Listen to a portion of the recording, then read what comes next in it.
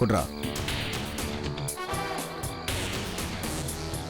நீ இங்கே இரு, நான் போய் மேட்ரை முடிச்சுட்டு வரேன்.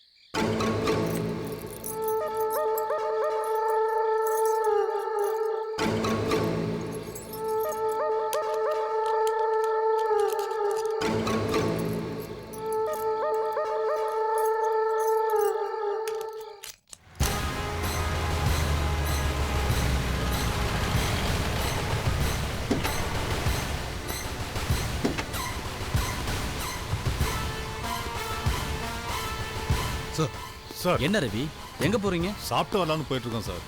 நான் உங்ககிட்ட என்ன சொன்னேன்? அங்க தானே பாதுகாப்பு இருக்க சொன்னேன். கிளம்புங்க முதல்ல. Okay sir.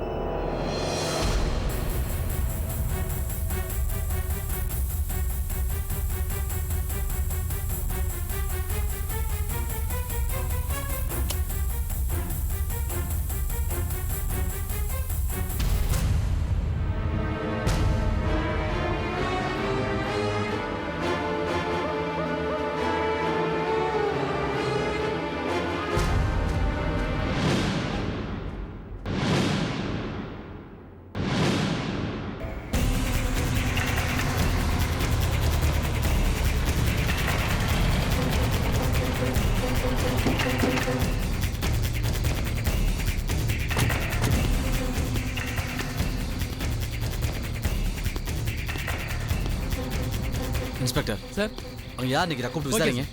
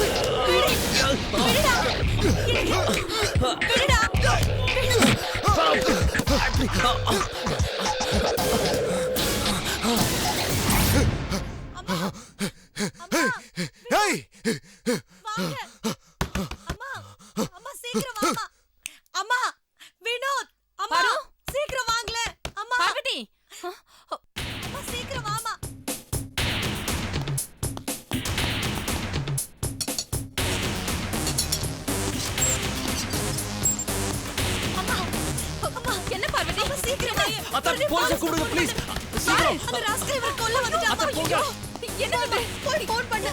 எனக்கு ரொம்ப பயமா இருக்கு. நீங்க இருங்க. அக்கா, நீங்க முதல்ல போலீஸை கூடுங்க, போங்க. என்னாச்சு என்ன சிவா என்னாச்சு சார் அந்த ராஸ்கல் உள்ள பிரதாப் உள்ள இருக்கா சார்? நீங்க இந்த பக்கம் வாங்க. நீங்க இப்படி வாங்க. நீங்க ஹலோ இப்படி சிவா, வாங்க. அந்த ராஸ்கல் உள்ளதா இருக்கா சார்?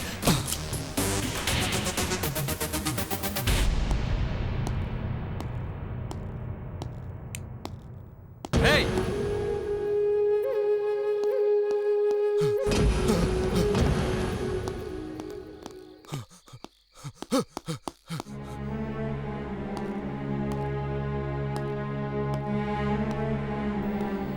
நீங்க ஒண்ணும் பயப்படாதீங்க. அந்த ராஸ்கல் தப்பிச்சு போயிட்டா. ஸ்ட்ரீட்ல செக்யூரிட்டிஸ் போட்டிருந்தோம், கொஞ்சம் கேர்லெஸ்ஸா இருந்துட்டாங்க, அதான் அப்படி ஆகி போச்சு. சாரி. நீங்க ஒன்றும் பயப்படாதீங்க, ரெஸ்ட் எடுத்துங்க ப்ளீஸ்.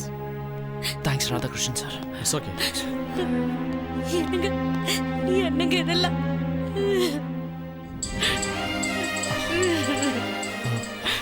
கவலைப்படாத, கூட்டிட்டு போங்க. இங்க வா. ஜாக்கிரதையா இருங்க.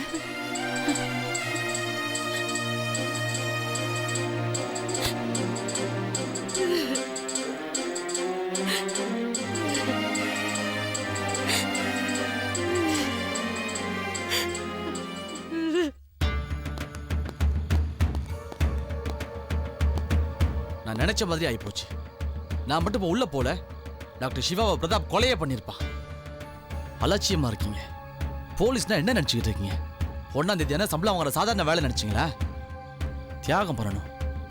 தூக்கம், சந்தோஷம் எல்லாத்தையும் தியாகம் பண்ணணும். நம்ம கண்ணு மூச்சாதான் என் மக்கள் நிம்மதியா தூங்குவாங்க. சார், அதை ஃபர்ஸ்ட் புரிஞ்சுக்கங்க. Sorry sir. இனிமேல் கேர்ஃபுல்லா இருங்க. Yes sir.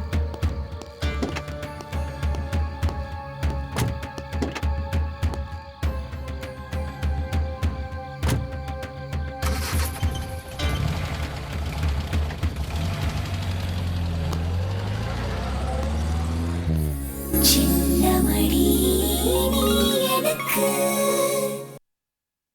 சின்னமணி நீ எனக்கு.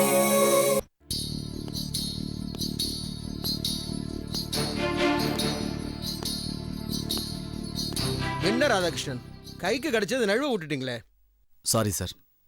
சிவா மர்டர் கேஸ்ல நம்ம டிபார்ட்மெண்ட்டே மூக்கு மேல விரல வைக்கிற மாதிரி பிரதாப் தான் குற்றவாளிங்கிறத ரொம்ப ஈஸியா அழகா கண்டுபிடிச்சிங்க. அவனை பிடிக்கிறதுக்காக டாக்டர் சிவாவையும் அழகா பயன்படுத்தியிருக்கீங்க. ஆனா வெண்ணெய் திரண்டு வரும்போது தாழியை உடைச்சிட்டு வந்து பாவமா நிக்கிறீங்களே. அந்த பிரதாப் இப்ப அடிபட்ட பாம்பு எந்த புத்துக்குள்ள பூந்துகிட்டு இருப்பாங்கிறத கண்டுபிடிக்கிறது கஷ்டம். நமக்கு அனாவசியமான தலைவலி. நான் அவனை அரெஸ்ட் பண்ணிடுவேன் சார். எனக்கு அந்த நம்பிக்கை இருக்கு. அடுத்த தடவை அவன் தப்பிக்க கூடாது. உங்க கேரியர்ல இது ஒரு பெரிய பிளாக் மார்க். அதை நீங்க தொலைக்கணும்னா அவனை எப்படியாவது பிடிச்சாகணும். சீக்கிரமா பிடிங்க. நமக்கு இது ஒண்ணுதான் கேஸா? பொழுது விடிஞ்சா 1000 மனு வந்து குவியுது. அது எல்லாத்துக்கும் நம்ம ஆன்சர் பண்ண வேண்டியிருக்கு. ஜனங்களுக்கு போலீஸ் மேல இருக்கிற நம்பிக்கை அதிகரிச்சிருக்கு. அந்த நம்பிக்கை நீடிக்கணும்னா இந்த மாதிரி குற்றவாளிகளை உடனுக்குடனே அரெஸ்ட் பண்ணணும். புரியுதா? புரியுது சார். புறப்படுங்க ராதாகிருஷ்ணன். வேற மாதிரி யோசனை பண்ணுங்க. அந்த பிரதாப்பை கண்டுபிடிச்சு நம்ம கஸ்டடி கொண்டு வாங்க. Okay sir. ஆ, ஆ.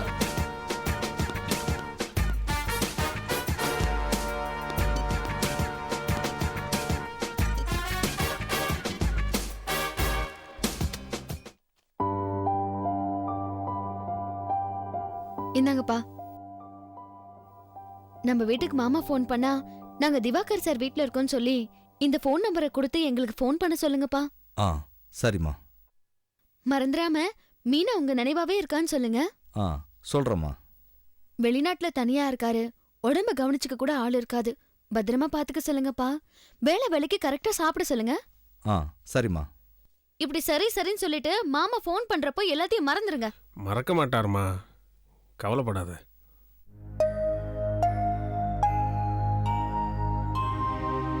பத்திரமா பாத்துக்கணும் தம்பி. சீக்கிரமா ட்ரீட்மெண்ட்டுக்கு ஏற்பாடு பண்ணுங்க. என்னப்பா இது? ஊர் பெரிய மனுஷன் பொண்ணு பிரிஞ்சிருக்கிறது நினைச்சு இப்படியா கண் கலங்கறது? மாமா வர வரைக்கும் திவாகர் சார் என்ன பத்திரமா பாத்துக்குவாரு. நீங்க கவலைப்படாம ஊருக்கு போயிட்டு வாங்க. சரிம்மா, வரேன்.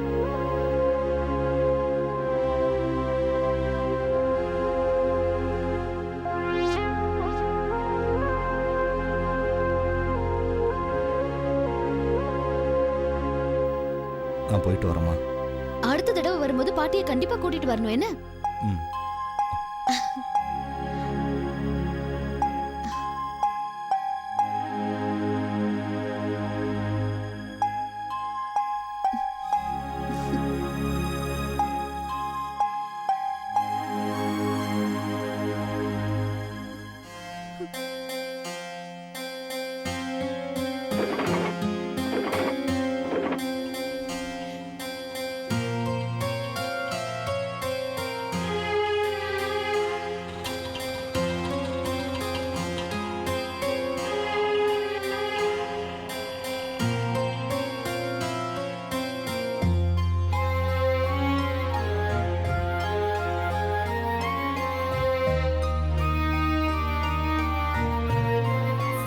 சின்னமணி நீ எனக்கு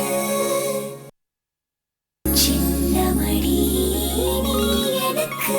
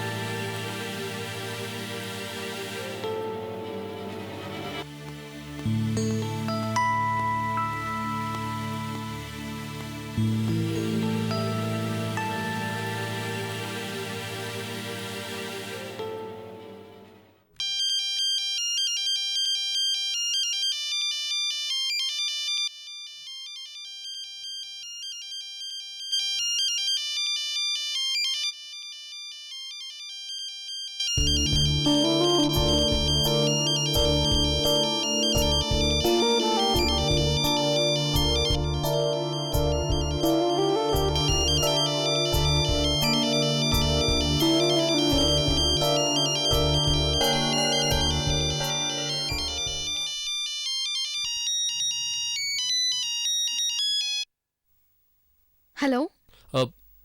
திவாகர் சார் இருக்காங்களா? ஒரு நிமிஷம். உங்களுக்கு ஃபோன். யாரு? டாக்டர் சிவா.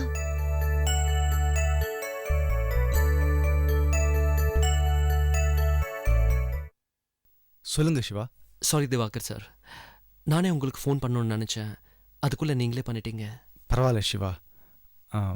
நீங்கள் எப்போ மீனாவை பார்க்க வரீங்கன்னு கேட்கலான்னு தான் ஃபோன் பண்ணேன். நான் உடனே வரேன். Thank you Siva. Thanks a lot. It's okay Divakar sir.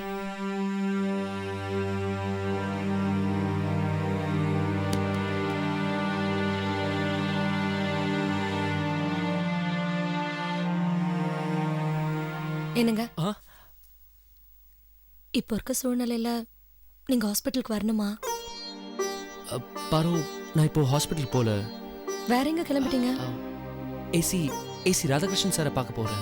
அவர் தான் இப்போ ஃபோன் பண்ணியிருந்தாரு. நேற்று நடந்த சம்பவத்தை எழுத்துப்பூர்வமா ஒரு கம்ப்ளைண்ட் எழுதி கொடுக்க சொல்லியிருக்காரு. சரி வாங்க, நானும் வரேன். இல்லை பாரு, வேண்டாம். நீ வினோத ஸ்கூல்ல ட்ராப் பண்ணிட்டு ஹாஸ்பிட்டல் போ, நான் ஸ்டேஷன் போயிட்டு வந்துடுறேன். இப்போ எதுக்காக அனாவசியமா பயப்படுற? எனக்கு ஒன்றும் ஆகாது பாரு. பாரு, நீ இப்போ என்ன புரிஞ்சுக்கிட்டல, நான் உனக்கு முழுசா கிடைப்பேன். நான் போயிட்டு வந்துடுறேன்.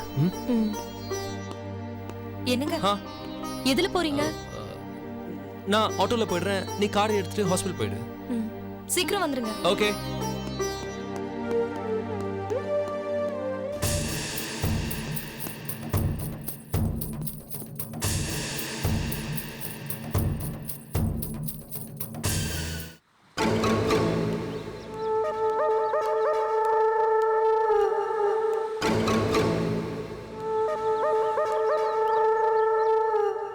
என்ன பிரதாப், என்ன யோசனை?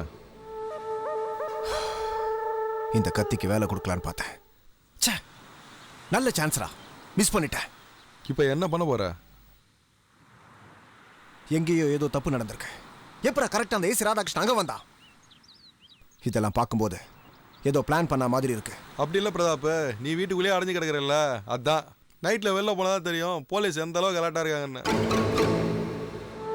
அது மட்டும் இல்லை, 50 அடி ஒரு செக் போஸ்ட் போட்டு யார் மேலே எல்லாம் சந்தேகம் வருதோ அவங்களெல்லாம் பிடிச்சி உள்ளே வைக்கிறாங்க. அதே மாதிரி தினமும் ஏரியா கோரியஸியா சிட்டியை பேசிக்கின்னு ரவுண்ட்ஸ் வராங்க. அப்படி ராதாகிருஷ்ணன் வரும்போது தான் சிவா வீட்டில் ஏதோ சந்தேகம் நினச்சி அங்கே வந்திருக்கணும். அவரை பார்த்தோன்னே தான் நான் டக்குன்னு உஷாராகி எஸ்கேப் ஆயிட்டேன். இங்கே பாரு, அவன் திட்டம் போட்டு வந்தானோ இல்லை யதார்த்தமாக வந்தானோ அதை பற்றி எனக்கு கவலை இல்லை. சும்மா இருக்கிற சங்க நாமளே ஊதி கெடுத்துட்டோம். இதுக்கப்புறம் அவன் என்னை தேடுறதை விட மாட்டான். அது மட்டும் இல்லாமல் அந்த டாக்டர் சிவாக்கு ஃபுல் ப்ரொடெக்ஷன் கொடுப்பான். இப்போதைக்கு நம்மளால் அவனை எதுவும் செய்ய முடியாது. அதனால நான் ஒரு முடிவுக்கு வந்திருக்கேன். என்ன முடிவு? இப்போ நான் தேவராஜ் அண்ணா வீட்டில் போய் செட்டில் ஆகிறதான் எனக்கு சேஃப்டி. நான் இங்கேயே இருந்த ஈஸியாக என்னை ஸ்பெல் பண்ணிவிடுவானுங்க. நான் கிளம்புறேன். ஜான், கொஞ்ச நாளைக்கு நீ தலைமறைவாரு. தேவைப்படும் போது நானே கூப்பிட்றேன். செலவுக்கு பணம் ஏதாவது வேணுமா? முதல்ல நம்ம பிளான்லாம் ஒர்க் அவுட் ஆகட்டும், அப்புறம் பார்த்துக்கலாம். சரி, நான் வரேன்.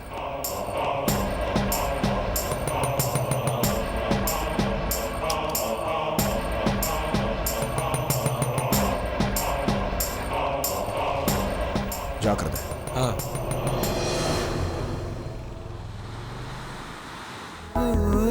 மின்னல் ஒளி விழியாலே நெஞ்சை நீ திறந்தா, சின்ன சின்ன கூடலோடு சிரிக்க ஏன் மறந்தா, கண்ணில் நிறைந்த கன்னி தமிழே உள்ளம் கலங்காதே, கண்ணில் நிறைந்த கன்னி தமிழே உள்ளம் கலங்காதே, உன்னை அல்லாமல் வேறு உறவும் என்னை சேராதே,